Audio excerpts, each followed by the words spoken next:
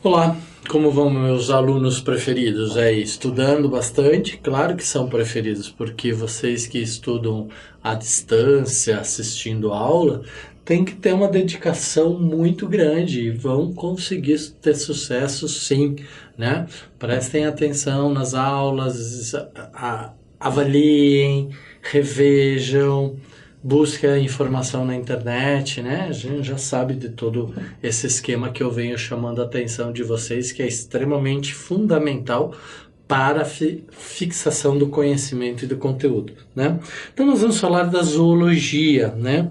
Nessa nossa aula de hoje, tá?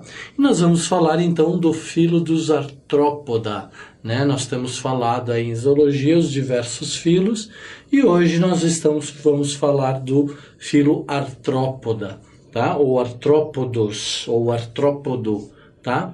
Vários autores, diferentes autores, seguindo algumas escolas, utilizam uma denominação ou outra denominação.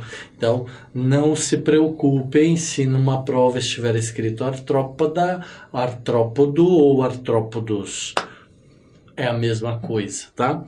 Por quê? Porque significa os seres vivos que possuem pés e patas articuladas, né?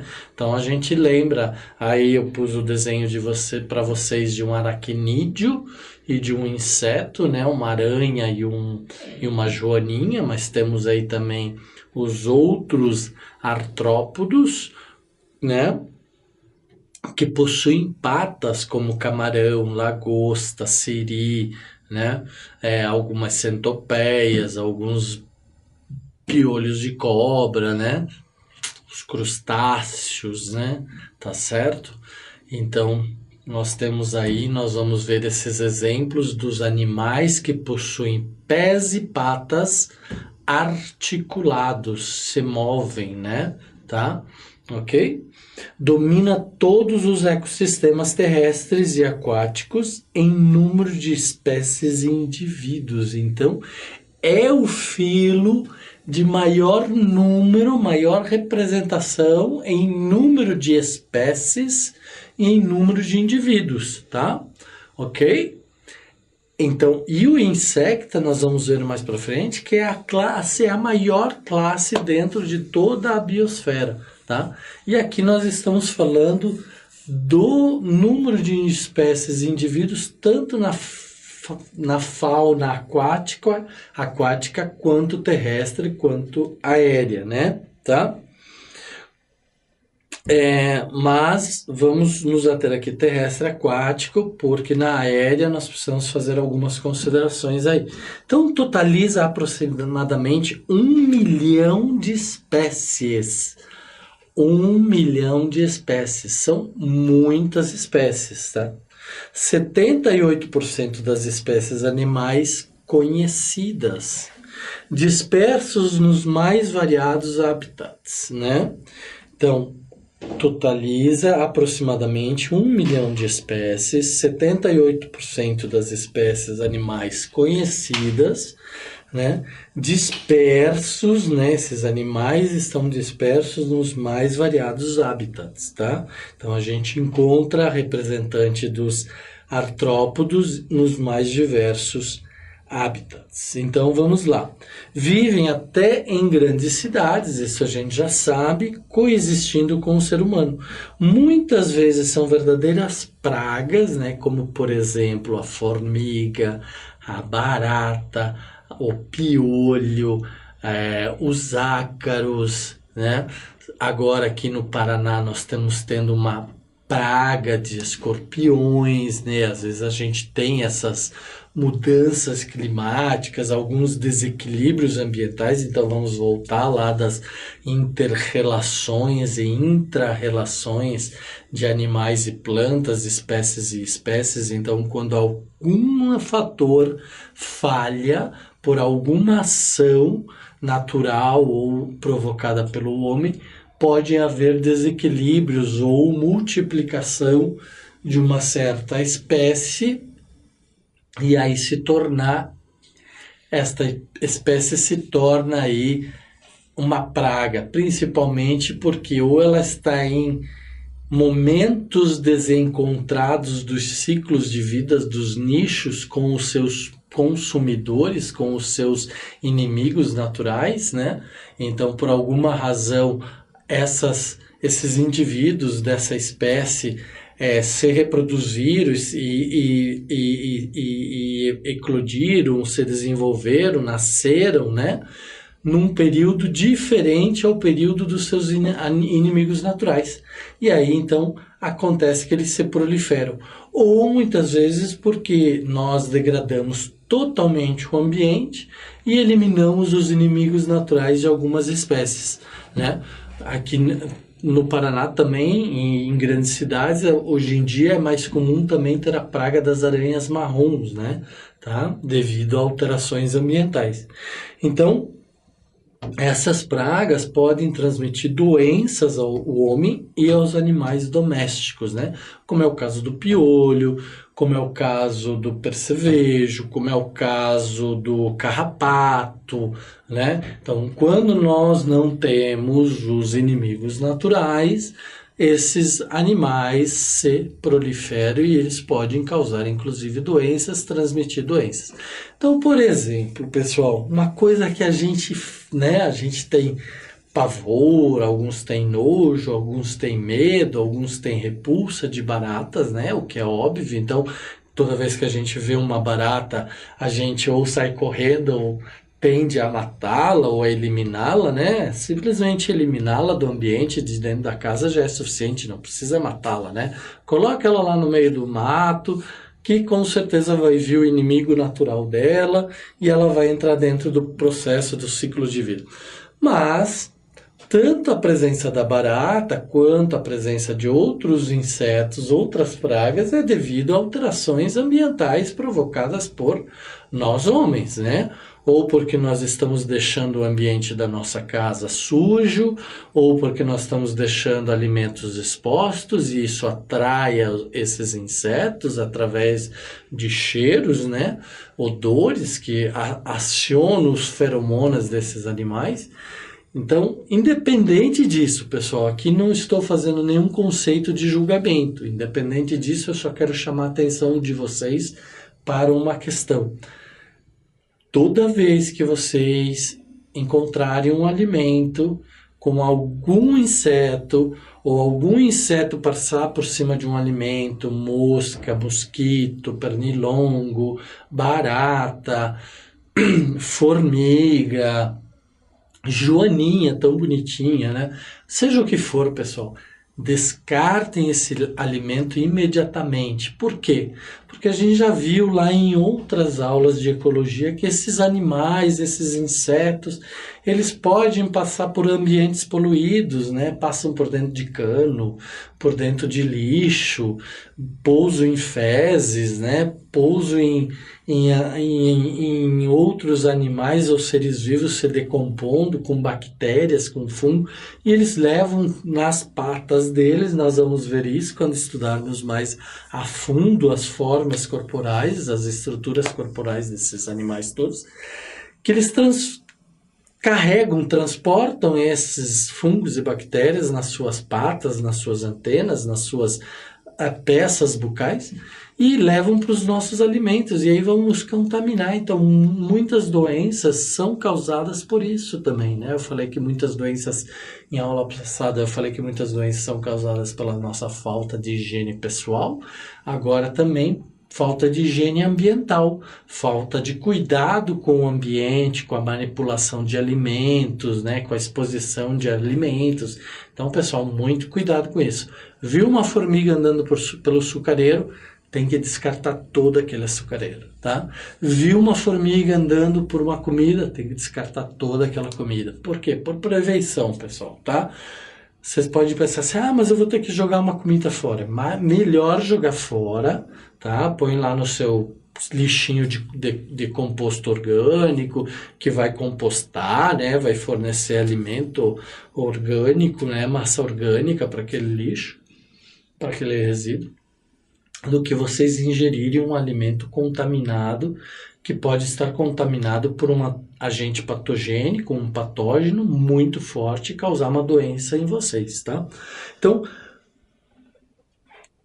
esse é meu alerta em relação a pragas, né? Então, as pragas surgem por alguns desequilíbrios ambientais, pela ausência de inimigos naturais, né? Ou porque destruímos o meio ambiente, ou porque com inseticidas, herbicidas e produtos químicos nós matamos os inimigos naturais, e aí fica aquela praga, aquela espécie com toda a liberdade de se procriar, se desenvolver e dominar o seu ambiente, né? Tá?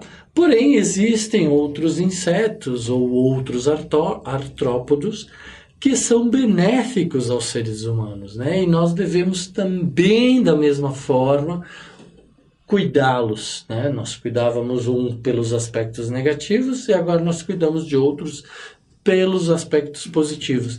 E um deles, pessoal, mais importante de todos, assim, são os polinizadores, ou as abelhas, as vespas, os zangões,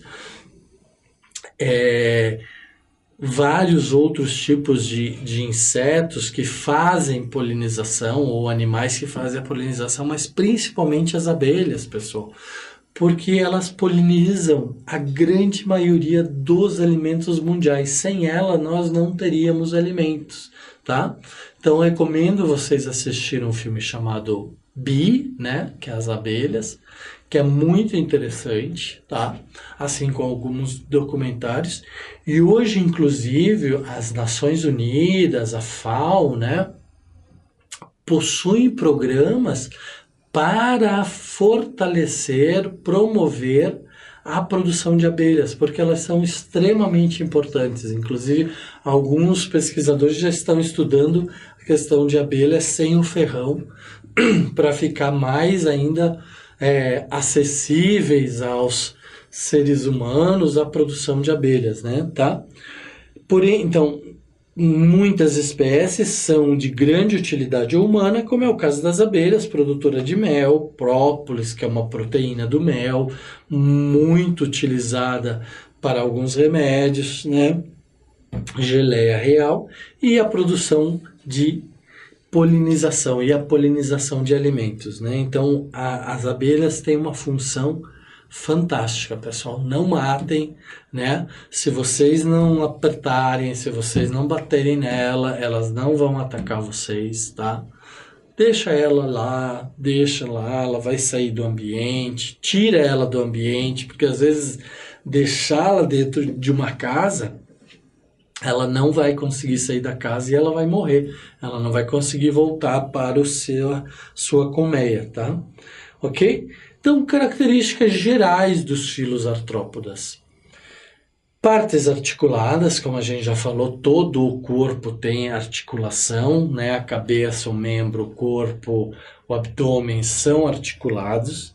O exoesqueleto, então o esqueleto é externo e é quitinoso, então ele está por fora e não por dentro. Por exemplo, nós, seres humanos, temos o nosso esqueleto internamente no nosso organismo.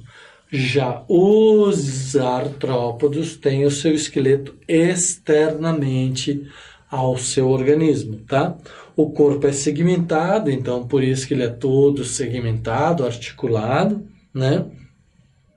Possui o desenvolvimento dos 3 tecidos embrionários, então ele é triblástico, celomado, porque possui o canal celoma, a formação do celoma desde o seu embrião, protostômios, por quê?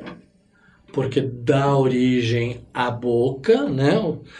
Esquizocélicos, então tem várias divisões.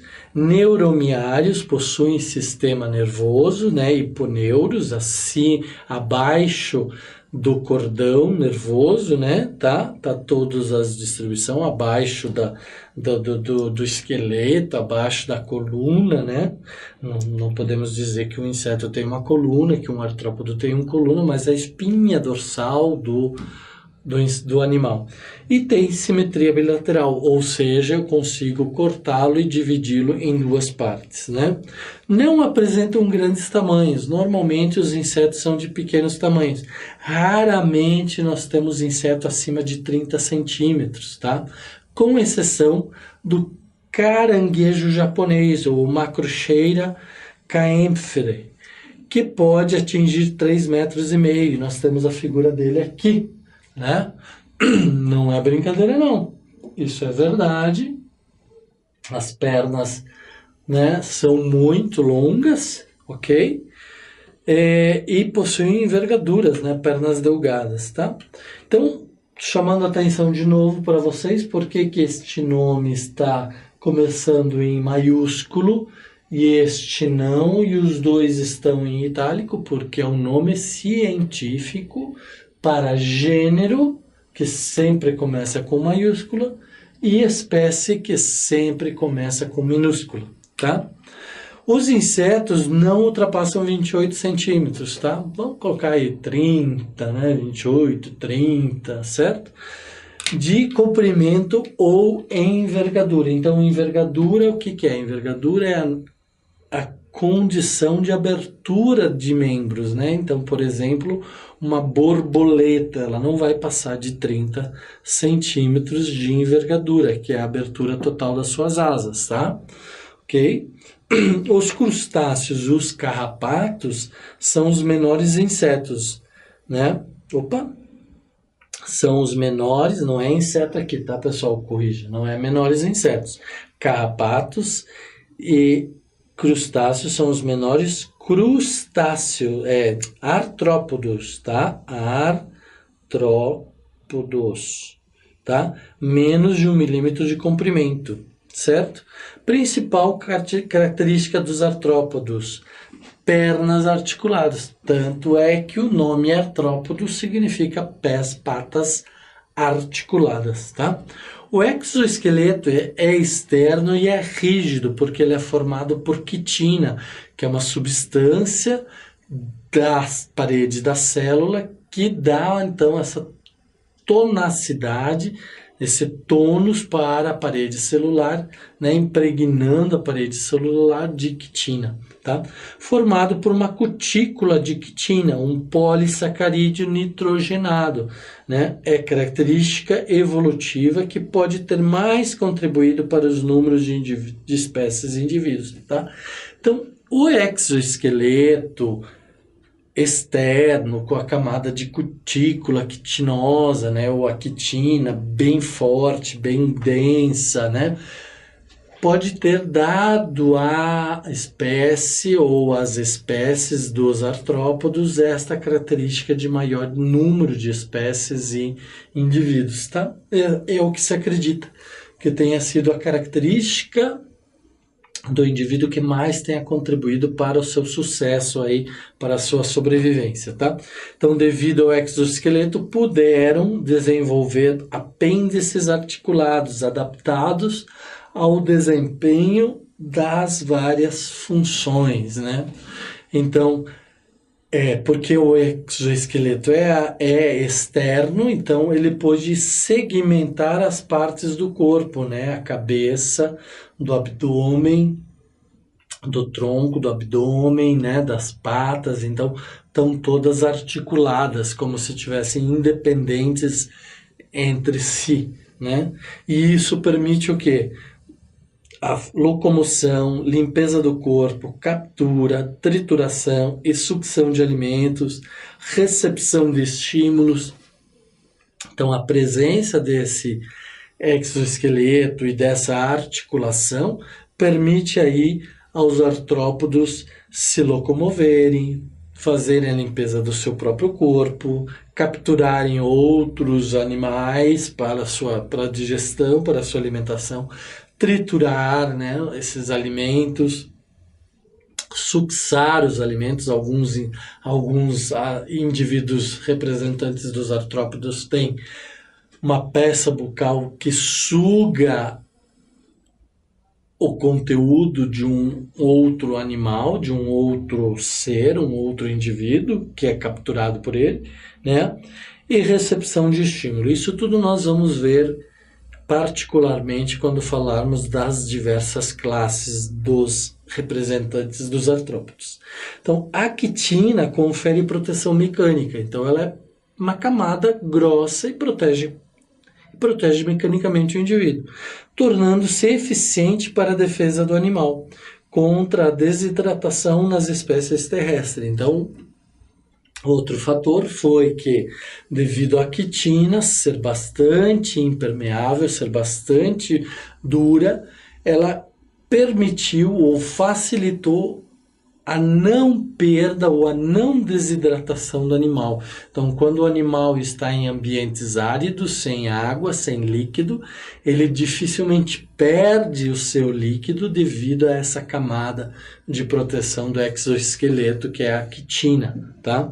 E ainda dá apoio à musculatura, porque ela é forte, então ela garante a inserção da musculatura, que é também muito desenvolvida. Nos caranguejos, siris e lagostas, a cutícula é muito espessa e dura pela impregnação de cálcio, né? Então, se a gente lembrar da lagosta, do siri, né, vocês têm que lembrar que para quebrar nós temos que bater bem forte, né? Então, quem já foi nessas festas de caranguejo, de siri, né, que hoje em dia está bastante comum, festa da lagosta, então sabe que para quebrar uma pata, quebrar o abdômen do animal, é preciso bastante força e às vezes é preciso usar um martelo, né? Já o camarão é um pouquinho mais delgada, né? Mais mole, mais branda, né? Mas também é dura, tá? A cutícula, a cutícula é acelular e secretada pela epiderme adjacente. Então, ela só tem uma célula, ela é só uma camada celular, tá? Apresenta poros, geralmente, né? Então, apresenta poros quando os ambientes externos estão desfavoráveis, esses poros se bloqueiam pelo próprio cálcio da quitina, né? Pela impregnação de cálcio. Tá? Que depois vai ser reabsorvido pelo organismo, tá? Que se comunicam com células glandulares, permitindo a passagem de secreção para o exterior. Então, é através dos poros que são feitas as trocas gasosas e as secreções são eliminadas para o ambiente externo, tá? O exoesqueleto limita a movimentação e o crescimento do animal.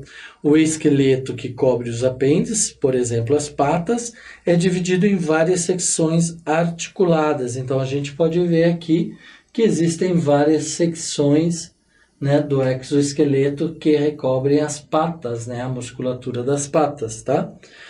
As várias patas estão ligadas umas às outras por meio de membranas flexíveis, permitindo o movimento. Então, se nós olharmos um inseto, nós vamos ver que as várias patas têm uma membrana que as liga, que as conecta para fazer movimentos paralelos e simultâneos, tá? Ok? Então, uma pata tem essa possibilidade, ok?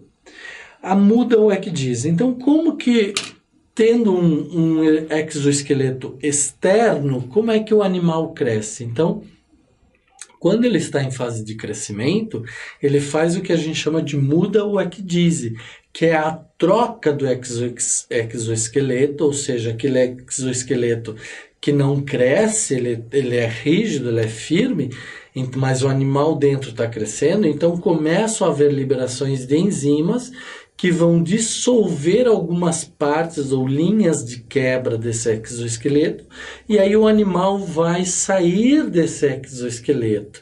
Ao sair desse exoesqueleto, ele vai começar a formar um novo exoesqueleto de proteção e de todas as suas funções, tá? A esse momento, a essa situação, a gente chama de muda ou de ecdise. Isso acontece em vários insetos, em vários animais ou representantes deste filo artrópoda, tá? Então, o crescimento acontece pela troca periódica de mudas ou ecdises, ou seja, de tempos em tempos. É a troca do exoesqueleto antigo por um novo, uma vez que o velho limita o seu crescimento e o novo lhe provém espaço para crescimento. Então todos vocês conhecem o famoso cantar das cigarras, né? O cantar das cigarras Na verdade, a cigarra não tem boca, não tem corda vocal. Como é que a cigarra canta? A cigarra canta que, na verdade, nada mais é do que o barulho do atrito do exoesqueleto que está quebrando. Então, é a vibração do exoesqueleto que está quebrando que faz este cantar das cigarras. E aí vocês estão vendo aqui uma icdise ou uma muda de uma cigarra que vai abandonar, vai crescer e vai formar uma nova. Isso acontece também com os crustáceos, isso acontece com outros insetos, aranhas, né, e tudo mais. Tá? Nesta fase, o exoesqueleto é erodido, desgastado por enzimas, aquilo que eu falei para vocês. Quando isso acontece, há uma estimulação química e o exoesqueleto começa a ser erodido por ações enzimáticas, enquanto a formação de novas camadas simultaneamente. Então, há uma formação, mas essa nova camada aqui, ela é mole, ela é branda, né? Então, ela não é tão rígida quanto a antiga. Então, quando o inseto, o animal, sai da muda, da icdise antiga, ele ainda consegue crescer um pouquinho mais e ele forma em torno de si um novo exoesqueleto maior que comporte o seu crescimento, tá? Até um determinado momento, e senão chegou naquele determinado momento, vai quebrar de novo e vai sofrer todo o processo para a formação de uma nova icdise, tá? O exoesqueleto velho é chamado de exúvia, né? Rompe-se longitudinalmente no dorso, então eu falei uma linha de rompimento, uma linha de quebra, normalmente no dorso, tá? Ou nos lados do corpo, e é abandonado pelo animal. Então, normalmente é pelo dorso, tá? Ok? No início a nova casca é relativamente mole, o que eu já falei para vocês, e permite que o animal cresça, deixando o indivíduo parcialmente desprotegido. Então, esse é um problema, que ele sabe que ele está parcialmente desprotegido, mas ele precisa fazer isso, senão ele não consegue crescer, tá? É o processo da natureza, é assim mesmo, né? Depois, com o passar do tempo, as reações químicas vão endurecer aquele novo exoesqueleto do mesmo processo, formando uma cutícula quitinosa ou uma quitina, né? Então, o novo crescimento somente com uma nova icdise.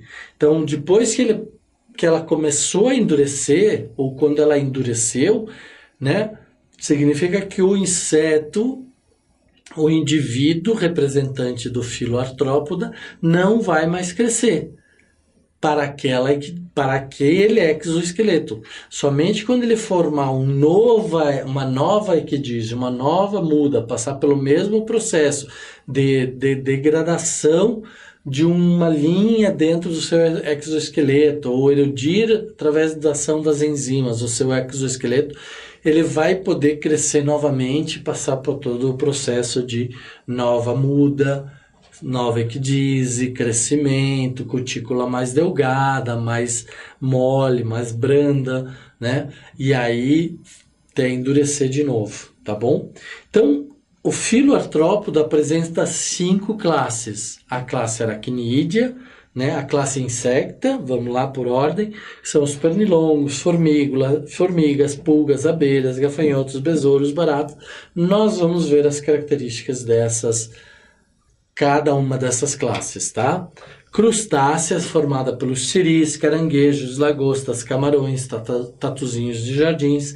Esses têm como característica um ambiente úmido ou hídrico, né?